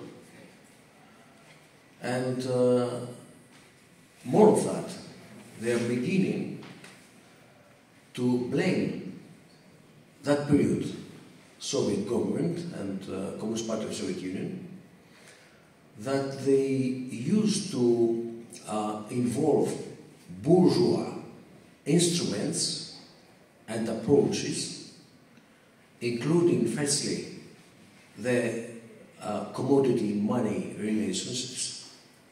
So they began to destroy socialism, beginning from that period, and they are beginning to prepare their people that the significant date is not Stalin's death, but even Stalin is not a real revolutionary, because he's talking about commodity and money relations in Soviet economy. He's talking about the value law in Soviet economy, etc. So he's not so communistic. Also, Stalin, you see? Why I'm talking about that? I'm talking about that because, unfortunately, maybe I'm wrong, but I have the opinion that Lenin was the last leader of revolutionary movement who's able to keep together theoretical, scientific approach at the highest level, together with practical organizing revolutionary work. After Lenin, we had, of course, very great leaders, such as Stalin, Mao, Kim, Ho Chi Minh, Castro, etc. But they couldn't have a synthesis of those abilities, of those skills, of the real leader. And beginning from that period, I mean beginning from after the Soviet Revolution, after the October Revolution, we had a line where the main line of the communist parties, including, unfortunately, including Communist Party of Soviet Union, they began to move out of the strategy line founded by Marx and Engels and Lenin to keep the scientific research at such a level according to which we can define the concrete historical dialectics of tactics and strategy. The dialectic relations between strategy and tactics in a real program. And they began to accept a position which was fixed in several documents, in several parties, beginning from the Communist Party of the Soviet Union, that theory is just generalizing the practice experience. Excuse me, but that position has nothing to do with Marxism. This is a so-called Marxist variation of pragmatism. Following the practice means method of trial and error. Method of trial and error is a common method between animals and humans in a very low stage. Believe me. After the Marxism, we have to describe, to explain, and predict. The role of real revolutionary science is to predict and to open the directions for the lines of communism. After that historic situation, I am afraid that we had the opposite way, where at the beginning, defining our everyday right line, the only right line, and afterward we're trying to find out in a pragmatic way so-called theory or ideology or propaganda ideologies, schemes and dogmas to show something like scientific or Marxist. Of course, I'm making that too hard to be clear, okay? Of course, this is not such route in every party in any time, but this is a tendency which is the dominant tendency in the history of the communist parties. And believe me, this is not just a symptom, is the essential characteristic of the destroying the third international tradition. I insist on that, destroying the third international tradition. So, if we are not able nowadays to find out not just a chronological date of beginning of the opportunistic split related with the date of the death of one or another leader, because it is something mystic, you know. We have in our country, I suppose not only in my country, we have comrades, they think they are communists, and they say that the day when Stalin died, we had socialism. The next day after Stalin died, we had capitalism in Soviet Union. Magic. Magic. How magic? Okay? And tell me please, are you sure that all the arguments and all the discussions, great discussions between communist parties and great leaders, including Mao, Stalin, Khrushchev, he's not great, of course, Kim, Hoxha, even our historical heroic leader, Zachariadis, he was talking about. Are you sure that all that arguments were on the solid scientific basis or something else? For example, I have a line, I think that this is the right line, I have the real plan for building socialism, you have another line, my line is the best, you are opportunist. Excuse me, but building socialism, including, for example, the role of central scientific planning, of strategic directions of economy, including the subordinated role of commodity-money relations in that process. Is that a subject of what I like or you don't like? Is that a subject of subjective idealism and voluntarism? Of course, the question is rhetoric, but we can't continue in the third decade of 21st century to discuss such problems in that way. Simply we can't. We can't persuade young people that we have a positive communist perspective without learning critically, for example, which is the main contradiction of early socialism and of every socialist building. Why I'm asking? Because when I was 22, 23 years old and I began to talk about contradictions of socialism, my comrades told me that I am crazy or I'm a traitor or I'm something not Marxist, I'm not communist. Why? Because I was trying to investigate, to research contradictions in social building. I was trying to explain that without contradictions we have no dialectics, no development. But it was not useful for them. They couldn't understand it. We are continuing to say the same today in several words, in several approaches. So, I'm concluding with that. We have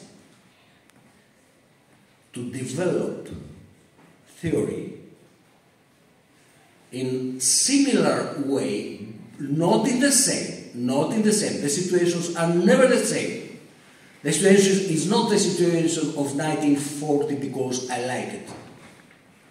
The situation is definitely another situation, unique situation. So we have to develop fundamentally all the directions of our revolutionary science, revolutionary theory, and without such development we can't win. Otherwise, will continue to discuss in a spiritualistic, idealistic way who has the best criteria or aesthetics on identifying identities. Because lies without science, excuse me, but it's very similar to postmodernity identities. Thank you.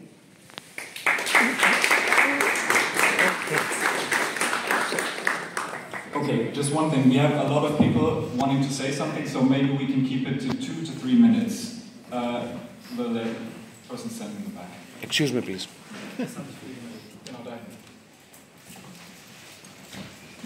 Okay, so my question is much easier on the theoretical side, but I think it's much harder on being a human being with integrity.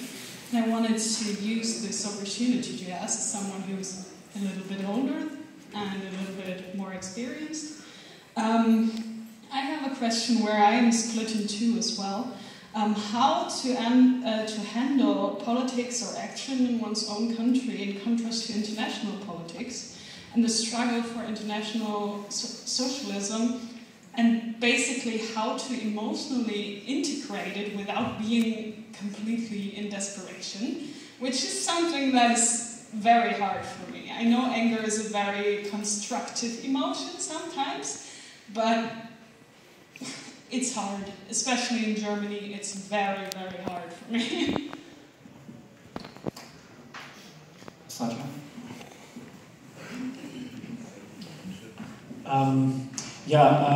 A very provocative and a very relevant discussion here right now. And Joti, thanks a lot for this this historical development of the communist movement. It gives me a very good perspective to understand the developments of the communist movement. And I think CPIM, for example, in India really epitomizes this contradictory development of the communist movement. It has problems and it has its ideological strengths also. And maybe sometime I would like to talk to you about that. Just two small questions, one to you. You mentioned that the communists who do not have a correct line or who do not have the sincerity of understanding Marxism and Leninism, they are good at holding on to the formal side of the organizational discipline, and on the other hand, who are sincere in finding that out, they keep on splitting.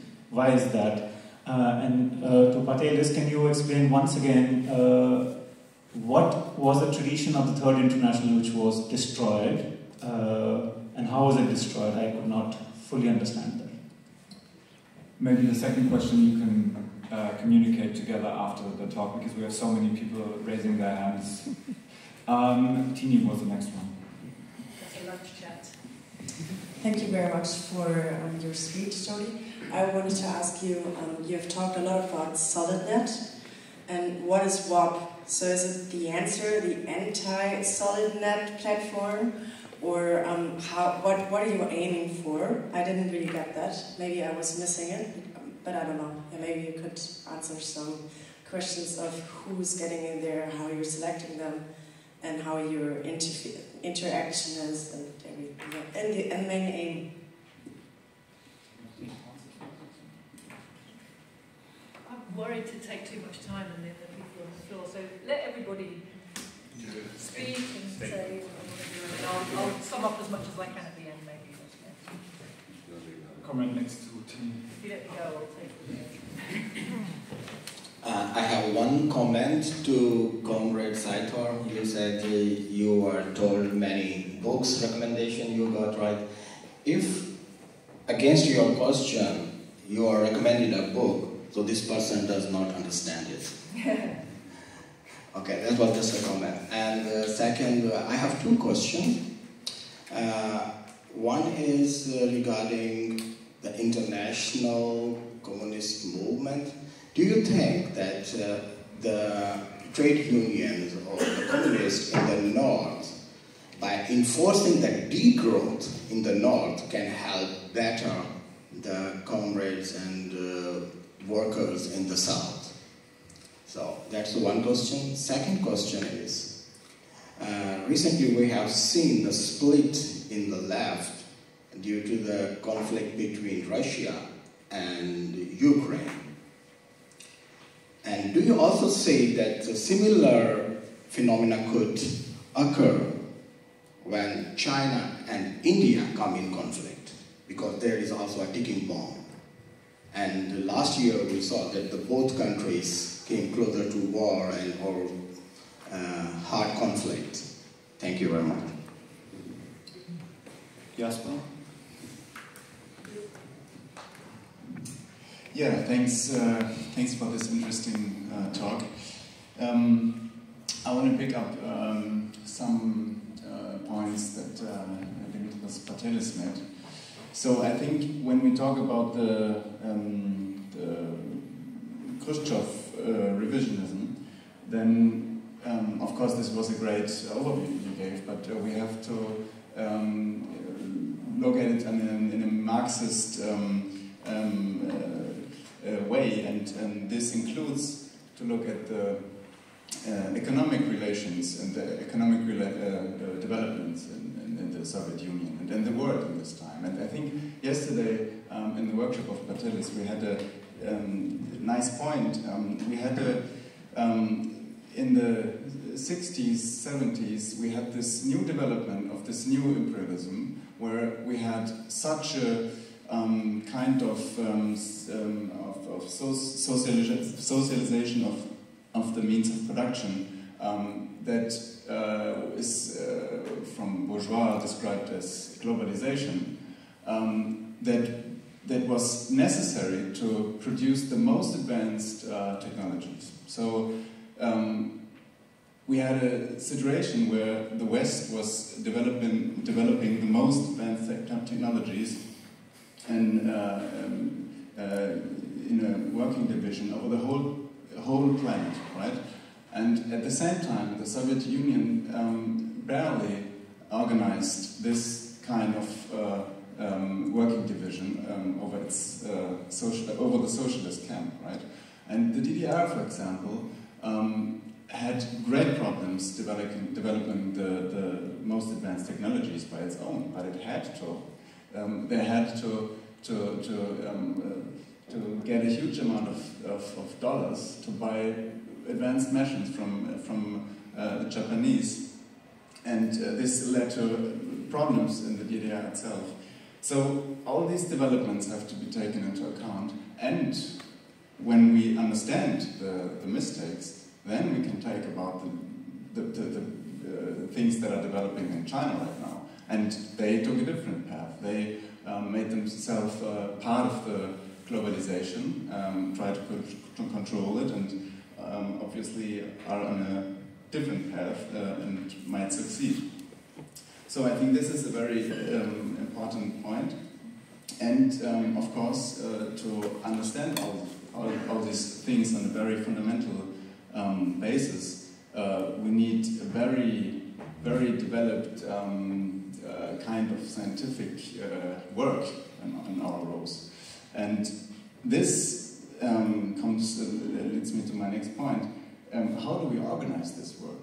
I mean, so we need to get in touch with the working class. We need to be in the everyday struggle of the working class. At the same time, we need to be the scientists that understand how the world works. And this is it's a lot of work to do. Yeah. So the only way to organize this is to build up a very, very good working communist party that is able to organize all these things in parallel and in the quality that we need, right? So my question is, how are these international struggles that you're really into now and that you're supporting right now developed and linked to the build-up of the Communist Party that you need in Great Britain? Lenny? Thank you very much for your talk. I can agree with a lot what you said about the anti-imperialist struggle, but I guess with it there come open questions and how this struggle, how we can fight this struggle against imperialism, and we have to talk about this. We have to discuss open questions and disagreements that we have on the fight against anti-imperialism that come up, and I wanted to ask you whether the W.A.P. It is stressed that that is a platform of the common fight against imperialism, and I value that very high. But still, how does the W.A.P. Do this discussion? Do you have a broad discussion, and maybe you could give just some examples of what you discuss in the W.A.P. What are current hot topics in the fight against imperialism? I would be interested in that as well, because you seem really united, and that's good, that's very good, but I also want to hear about your discussions that you have. Yeah. Okay, we can take one more, and then I would give Joti the word again for answering and closing remarks. Can all of the people put their hands up? That one now? Okay, the comrade in the checkered shirt. Yeah, thank you very much. I really appreciated the discussion of the repercussions for Khrushchevism in the Soviet Union, but I couldn't help wonder whether all these same critiques apply even more profoundly to the capitalist rotors in China and the course they've taken. Beyond even peaceful coexistence, peaceful codependence with the imperialists, an opportunistic foreign policy which can no longer be reactive anti-Sovietism.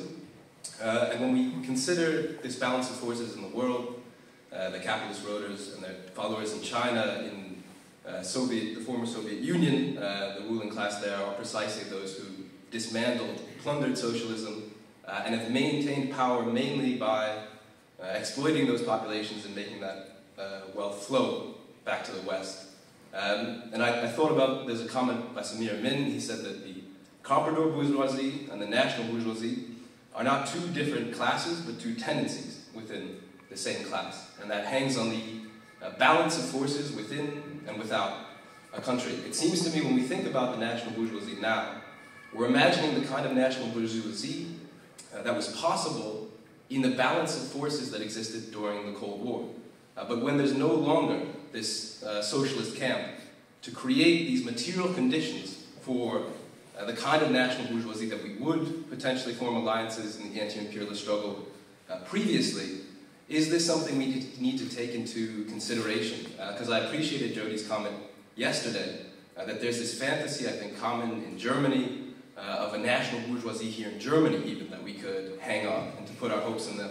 But is there also a risk maybe that we put too much hope in the national bourgeoisie, or a fantasy about a national bourgeoisie that might be more progressive outside the core lens than really is the case? Thank you. Okay, thanks for the discussion. I think excellent questions and just statements given. So, last words. I mean, just as by way of an apology for all the shortcomings, not only in my talk, but in my answers to all of these very interesting and important questions. You know, my talk, I told you it was going to be unsatisfactory, right? Because at the same time it's too long and it's too short. Because in trying to give you an overview and a summary, I've of course generalised and glossed over all kinds of important questions and summed up things which take books and books into half a sentence. And that's the essence of what I do. If anybody ever says to you, who the flip is this Joti Brar? What does she know? What does she do? I know nothing. What do? I try to synthesise and bring together to give people a broad overview of a topic. I'm not an academic, I'm not a deep researcher. I try to study Marxism, understand our movement. I'm an active communist as well as a student of Marxism-Leninism. But I'm someone who has a long experience in the movement and comes from a tradition of people who have given their lives to study and activity simultaneously and through this period. So I am someone who's in quite a good position through my daily work as well as my experience and my connections to try to give broad synthesis. And I am aware that leaves many holes for discussion and things. He missed out this and he didn't say this, and of course that is all true. There's many weaknesses to this, but I hope in giving a broad overview you start to get some context for the questions, because it's very easy to delve deeply into one particular aspect of one particular moment in time and get so caught in the details and everything about that that you lose the big picture. Exactly. And that's what I say to anybody who feels pessimistic, for example, you know, the current about the lady over here. I know what you're talking about, the pessimism, the overwhelm. The class forces are so stacked against us. The working class doesn't know that it needs us. They think we're lunatics on the fringe. They don't know that we represent the global masses. They think we're the fringe activity. And, you know, they're so saturated in bourgeois ideology and they're so surrounded by the bourgeois bubble. They don't realise that they're starting to feel cynical that they're lied to. They don't realise how much they're lied to. They don't realise how distorted and confused and inhuman is the world that they occupy. And they think we, the majority, are a fringe, weirdo minority. That's not going to last forever. But it can be overwhelming sometimes if you're surrounded by bourgeois ideology. That's why I talk about the need to study. And when I say study, I don't mean read. I mean study the classics on a daily basis. Of course, read widely. But first of all, study and master the classics. And always, always, every day, give a portion of your attention to Marx, Engels, Lenin in particular. Because it's from these deep scientific thinkers that you will rejuvenate and reinforce your ability to take a broad view. Marx and Engels started their young lives at a revolutionary time. They had a revolutionary perspective. They had that youthful communist ardour where they see the developments of history in such an optimistic way all the time. They didn't live to see the fruition of their work at all. But they saw it was coming. They never lost faith in that because of their deep scientific understanding. And if you want to overcome pessimism, study Marxism properly. Not people who say they're Marxists, not people who will describe to you the symptoms of Marxism, which of course all this is interesting and useful. To have data at your fingertips about how imperialism oppresses people and loots people is good and useful. But to understand the broad picture, you need Marx, Engels or Lenin every day to just keep your perspective and your optimism and your understanding of why you're on the right side of history alive. And then no amount of pessimistic activity around you can undermine that knowledge. Because not a faith. It can feel like what it's like. It's knowledge, and that's why, you know, once you've really understood Marxism, you become like you have steel inside you. You know, Stalin was well named. He was a brilliant Marxist-Leninist, and that made him a man of steel. You know, and every communist has the potential to be a person of steel. Well, that's a man. I feel like I'm a man of steel. You know, there's something inside my core that won't be broken by any treatment or, you know, sidelining or, you know, propaganda attacks or whatever. It doesn't matter. You know, we understand where history is going and we're on the right side of that. You know, somebody asked about prioritising our tasks. Very hard when you're small and there's so much to be done. How do you know what to do? Well, again, there's not a formula. But you do, of course, have to be realistic with yourselves, depending on the size of your forces. Some of the things we can see we would like to do may well have to wait till after the revolution. You know, everything is not possible. Everything is not possible, so we must learn to prioritise. Look at what's the most important, look at how big our forces is, look at who are those forces, not just numbers. Who is it we've got? What's their level of experience? What's their capabilities? What time do they have available? There's so many factors, you know, in working out what you are able to do at any one time. While we're small, mastering Marxism and working out how to popularise it, how to express it and connect it to activities that will resonate with working people. How to write a leaflet that gives a socialist perspective on a struggle in a factory or a Palestine liberation movement or a struggle against privatisation of hospitals, you know? How to talk to somebody in the street when you have a store that's selling literature and papers. How to listen to people who come to talk to you so that you can work out where they're at and give them one thing to think about that might take them a little tiny step further forwards. You know, these are small, everyday skills of a Marxist organisation and individuals. When it comes to international work, you know, our party in its early days did a lot of international work because we had many international connections before we were a party. And then at a certain point in our development, we sort of made a deliberate turn away from that. We don't have many resources, we don't have many people. We said, well, we've got to focus our resources on trying to build our branches and a viable organisation in Britain. But you know, the present situation in the world has made a decision for us. We found we were in a position to make a contribution at an international level that's needed, at a time when it's needed. So we had to forget about the money and the people and the extra load on people who already have too much to do and just find a way. Because, you know, life put that task in front of us. It wasn't in our roadmap, it wasn't in our plan of how we're going to build our party, but one also has to be prepared to respond to events and reassess and reevaluate.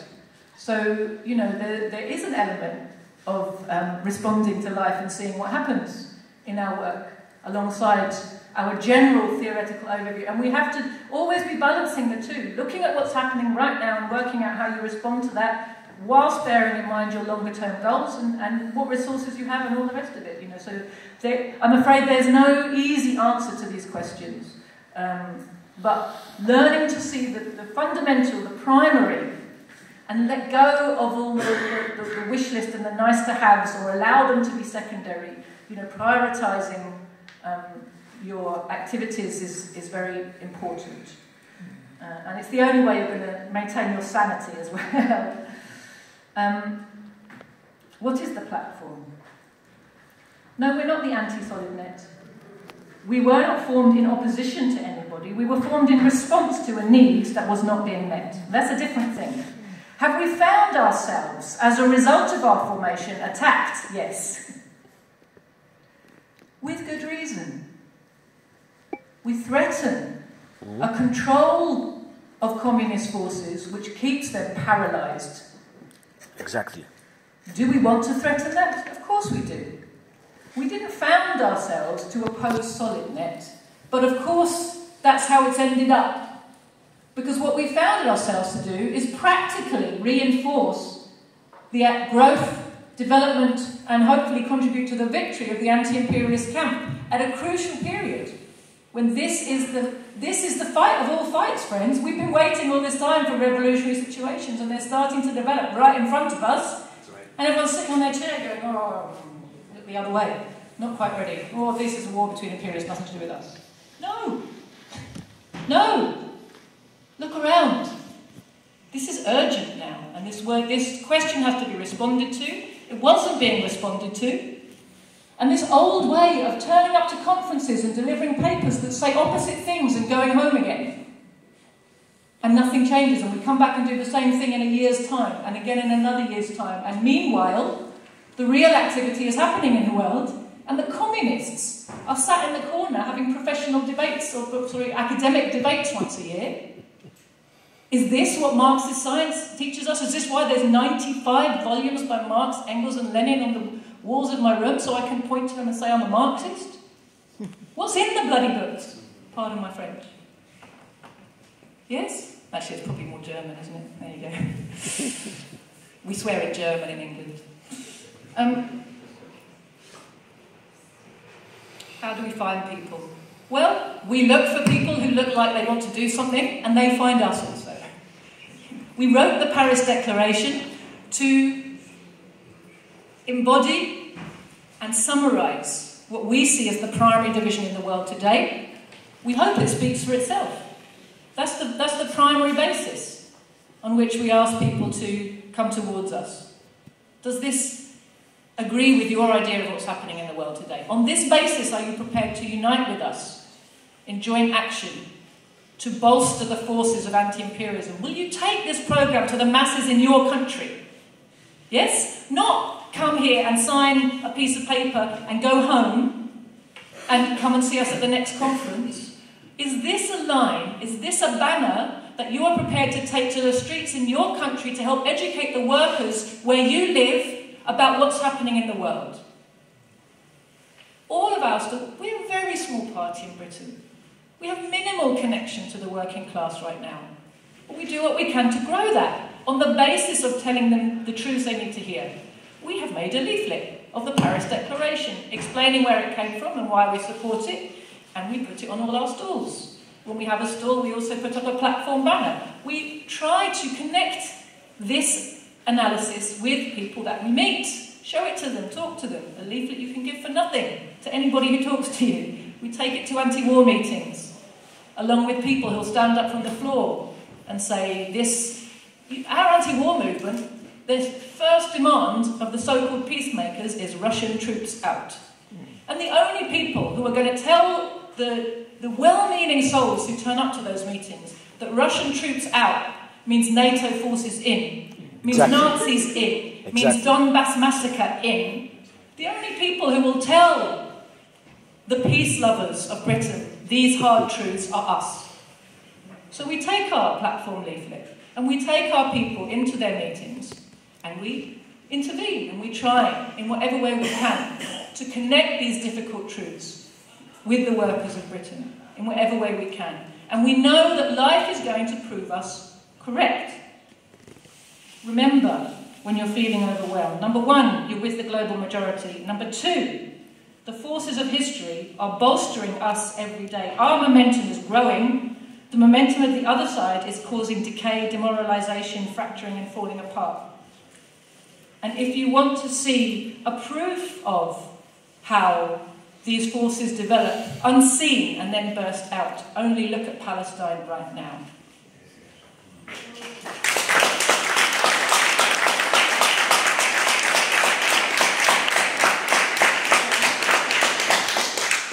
I'm sorry I can't answer more questions. I think we're out of time.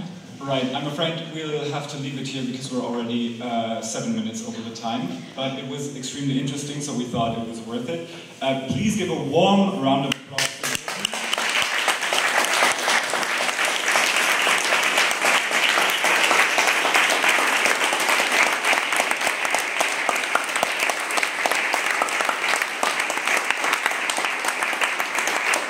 And now we have an hour of lunch down in the yard, and we'll see each other here at 1 p.m. again for the panel discussion on German imperialism. And again, for the English guests,